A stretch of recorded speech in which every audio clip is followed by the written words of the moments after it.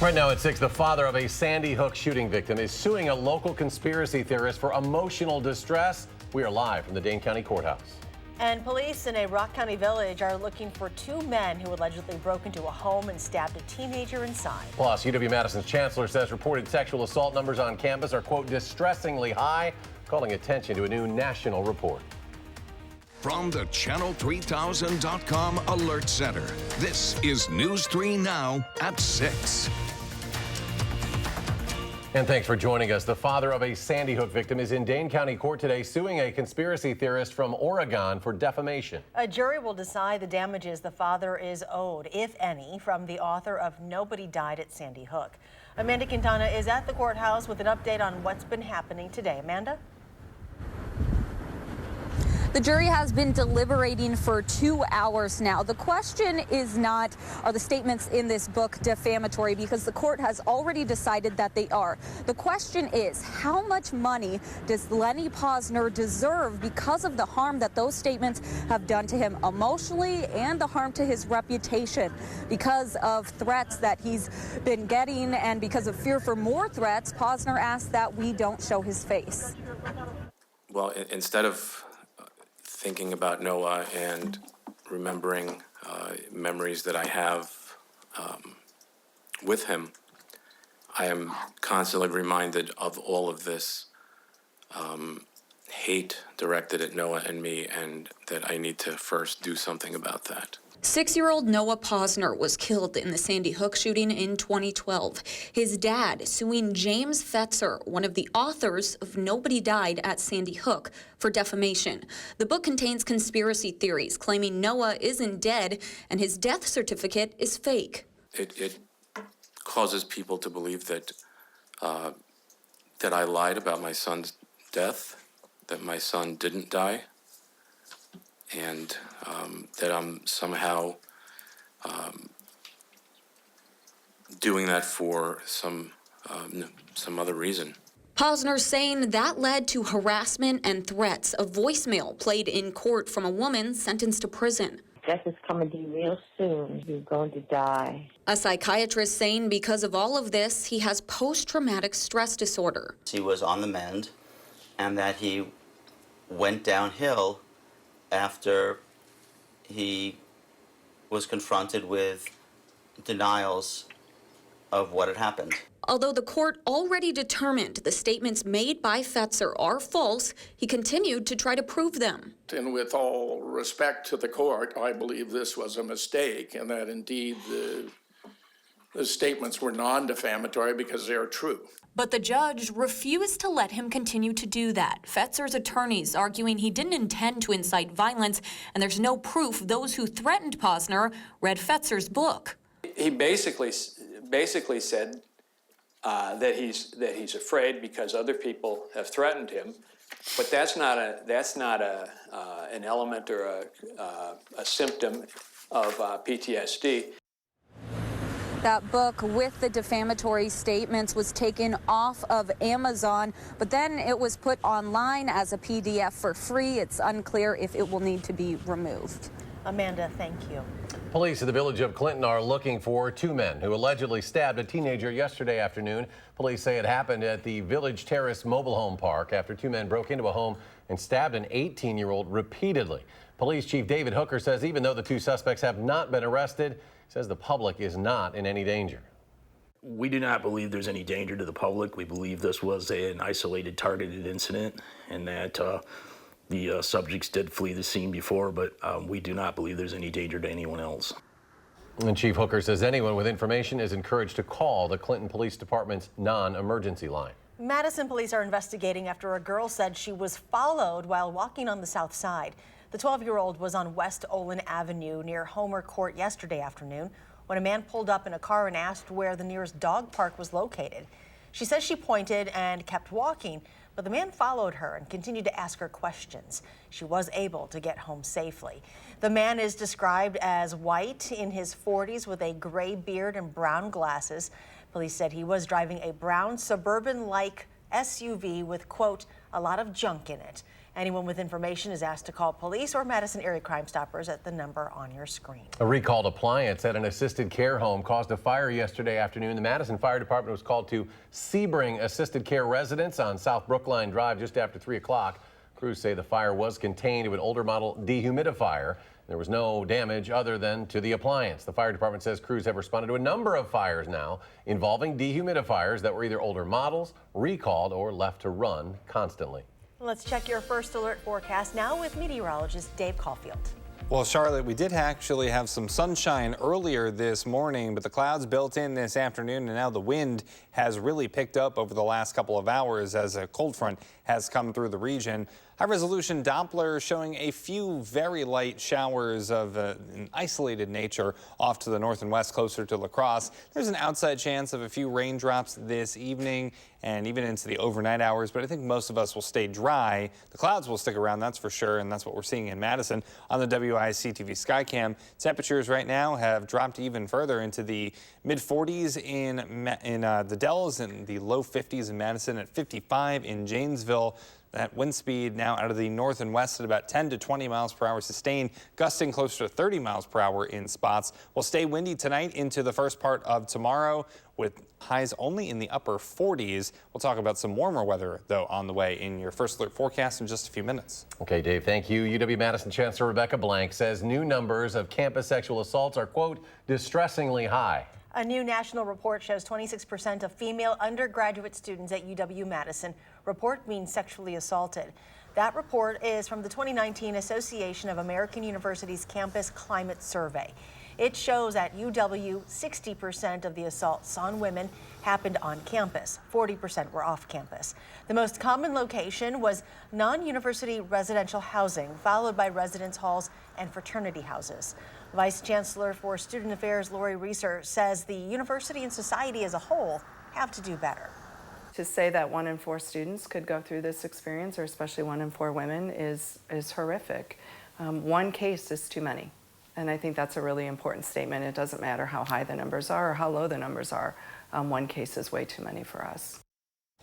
Reeser says UW plans to add more staff positions to the Title IX program and university health services. They're also inviting students and staff to give feedback at 3 forums next month. A Wisconsin-based spice retailer plans to spend nearly $500,000 on social media ads calling for the impeachment of President Donald Trump. Penzeys Spices, based in Wauwatosa, already spent about $100,000 on Facebook, making it one of the largest social media spenders on impeachment to date. The company says it plans to spend almost $400,000 more on Facebook posts. Penzeys CEO says the unusual move will boost the company's brand and lead to increased sales. Dane County Executive Joe Parisi announces the purchase of more than 80 acres in North Dane County as a way to mitigate flooding damage. A resolution will go before the county board later this week to buy land from the Cook family in the town of Vienna. That 82-acre plot is more than 50% wetland.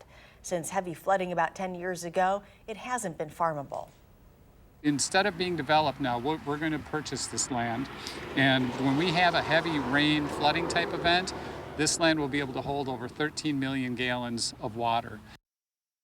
Parisi set aside $3 million in his 2020 budget for land purchases through creation of a flood risk reduction fund. Meanwhile, state environmental officials say the state's air quality is improving. According to the DNR's 2019 Air Quality Trends Report, concentrations of most pollutants are continuing to decrease across the state. Overall, fine particle concentrations have dropped 35% since 2002, and other pollutants have dropped more than 50%, while 94% of Wisconsin's population lives in areas that meet all federal air quality standards. There are sections of 6 counties along Lake Michigan that are not meeting those standards. There are new murals popping up around Madison. Coming up, how the artists are hoping to inspire a new generation of scientists. And there's more local news ahead. Tonight on News 3 Now at 10, Wisconsin Public Health is calling racism a public health crisis. How members of the community are addressing it. Stay with us.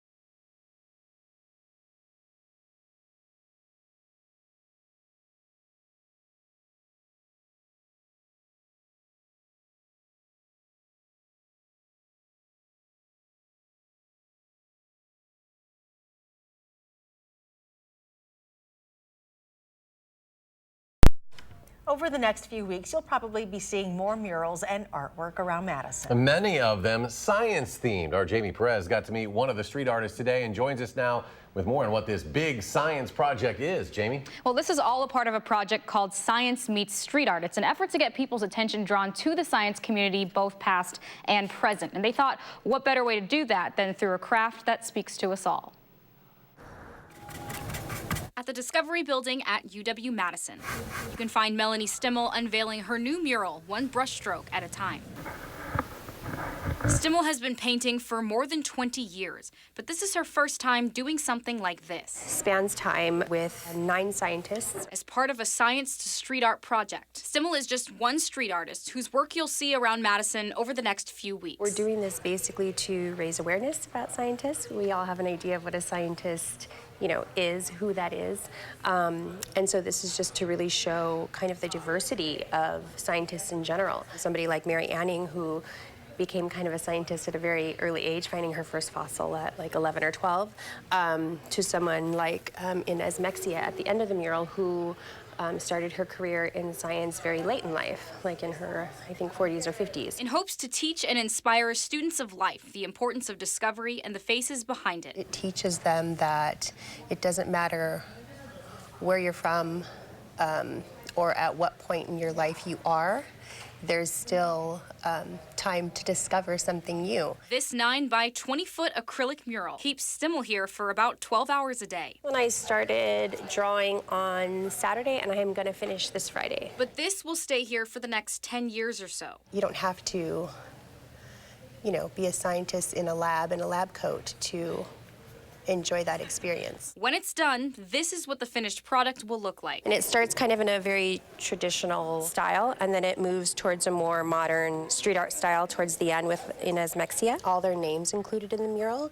as well as hints to what their specialty was. For the rest of this week, Stimmel will be right here, helping others discover the beauty of science as she completes phase 1 of the Science to Street Art project. It's about, kind of looking at things in a different way, kind of like a scientist does. You can stop by the Discovery Building on campus if you want to see that in person or ask Stimmel any questions that you might have about it. And that is just one project that's being worked on right now. Like I said, there's 5 murals total being done around Madison. A lot of them have start dates that are kind of up in the air depending on the weather. I have some pictures of what those murals will look like and where they are going online now at channel3000.com. A beautiful and meaningful project. Jamie, thank you. Up next, a windy night ahead. Dave Caulfield is back when we could expect temperatures to warm up. Stay with us.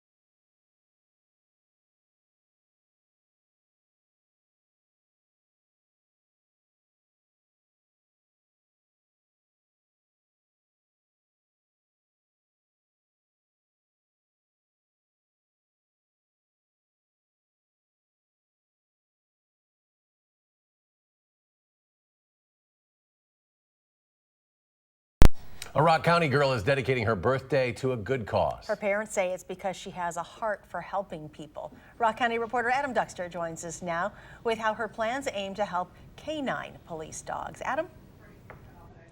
Well, yeah, Eric and Charlotte, Aubrey Johnson decided that instead of gifts or presents for her 10th birthday, that she wanted folks to raise money to help the Rock County Sheriff's Office Canine Unit. Now, her parents say that this started out after she met the Canine Unit Task Force just a few weeks ago. And after they debated selling candy bars or doing a raffle, they decided on a profit share at a local restaurant. Both mom and dad say they could not be prouder. Basically sacrificing her birthday presents to help the dogs is very emotional, and it still hits me. As a matter of fact, I'm starting to feel a bunch of them right now. Now, Johnson says she wants to continue to help even after today, and that she has even bigger plans for years down the road to continue to help the department and others too. Now, the Rock County Sheriff's Office said in a note that they are so very grateful that she's doing this, and that thanks to her generosity and her help, that they'll be able to help others in the future. Good for her. Adam, thank you. Our Coats for Kids distribution started today on Madison's east side. Over the past few weeks, the Community Action Coalition took in 4,465 coats to help keep people warm this winter. Volunteers say they're still accepting more donations, especially children's coats. You can drop those off at the Community Action Coalition off Stoughton Road. Distribution will go through November 7th.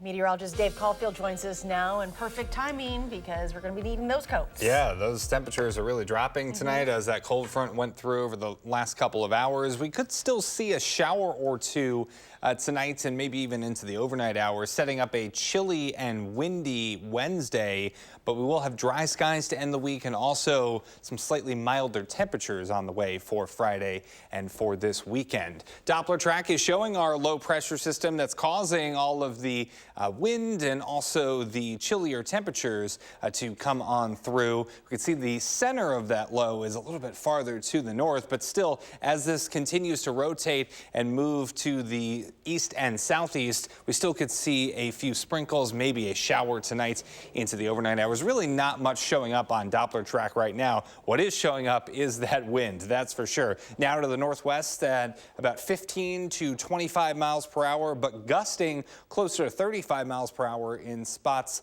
I should say 30 miles per hour in Lone Rock and Viroqua, but we still could see some pretty gusty winds tonight and for the first part of Wednesday. Live look in Madison, that's a pretty shot as that sun begins to set a little bit, and right behind the clouds you're getting that nice color this time of year, also with the fall colors starting to show up more and more across southern Wisconsin. It's just a really nice shot. Today's high of 59, right where we should be for this time of year. Those temperatures, I don't think we'll get out of the 40s as we get into tomorrow. Some other high temperatures, 60 in Watertown and Lone Rock, 63 in Janesville. Right now, those temps have dipped into the mid-40s in the Dells and in Viroqua, 50 in Lone Rock, 51 in Madison, and looking at double nickels in Janesville. High temperatures the next 10 days, definitely cooler as we head into tomorrow behind that cold front, but we will start to slowly recover back into the low 60s for this weekend. On Saturday, the warmest day out of the next 10 days,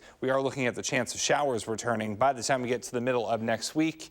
Those low 50s do come back as well. So for tonight, we're talking low 40s, cloudy and windy, a slight chance of showers. It will feel like the 30s at times to start off tomorrow morning, and highs really not increasing all that much from those lows. So we're in the upper 40s tomorrow, windy and chilly, mostly cloudy, maybe a little bit of clearing by later on Wednesday, but really our temperatures aren't going to respond all that much because of that strong northwesterly wind. We still could see a few showers overnight, especially east of Madison as that center of the low continues to circulate through.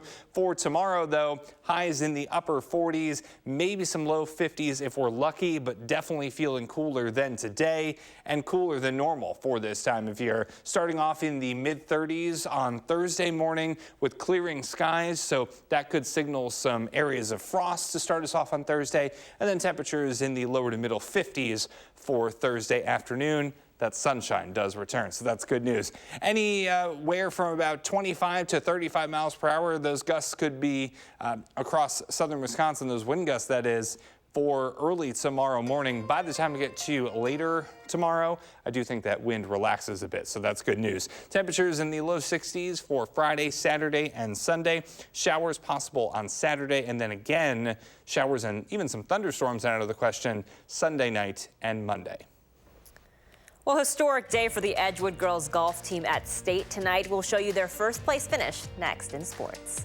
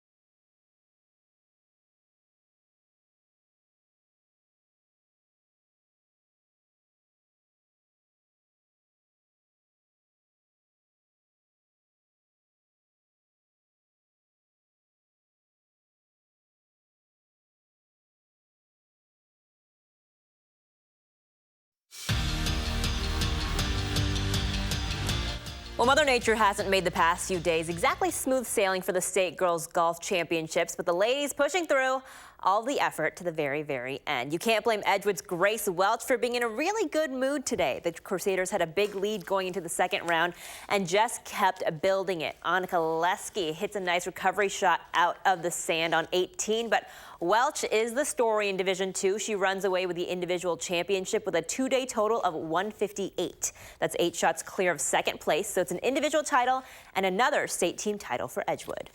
After yesterday, I felt confident going into today that I could, pull away with it. So I feel really happy and really grateful. For some of our girls, it was their first state title, and of course it's exciting, but I'm excited for this particular group of kids to defend their title.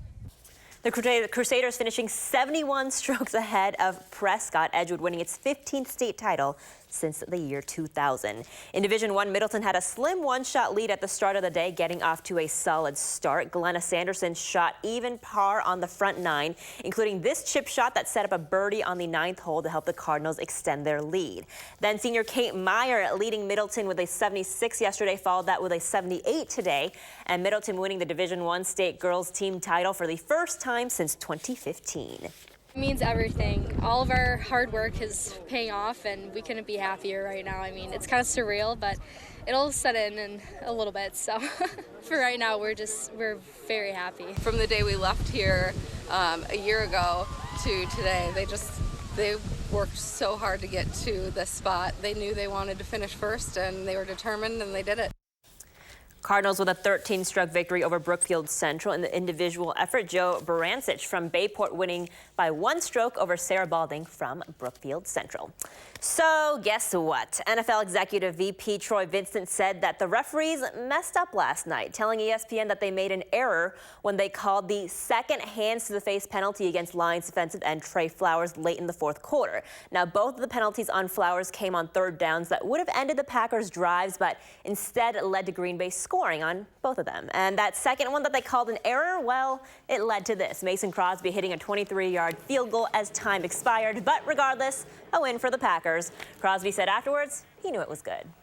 I feel like I didn't really watch it go through. I was on to the next, on to the celebration, but snap hold protection was great. So as soon as I hit it, and where we were, I just felt really good about it. So the fans went crazy, and we just it was so much fun. I mean that's what this is all about.